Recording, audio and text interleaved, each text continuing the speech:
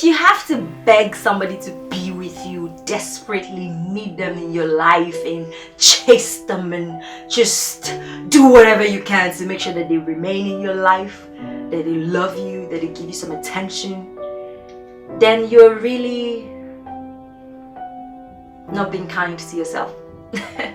You're not being kind to yourself. You're not loving yourself. That's what it means. It means that you're not seeing yourself enough to see how valuable you are, to see how worthy of love you are. And you always are worthy of love, except you decide that you're not anymore.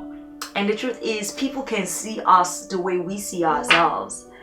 And so when you're running these programs in your mind of how you're not lovable and how you have to beg somebody to be with you, beg somebody to stay with you, then people can see that desperation from outside.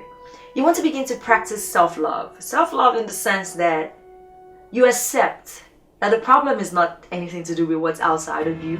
All of the problems are here. And you really want to begin to check yourself and see those places where you're denying yourself love. Because if you're grappling for it and begging for it outside, it means that a part of you inside is begging you for it inside. And so you're projecting those feelings to somebody else outside when you're supposed to be projecting them to yourself. So it's you against yourself. You're worthy of all the love. Don't beg anybody to be with you. Don't be desperate for it. It's right here. Give it to you.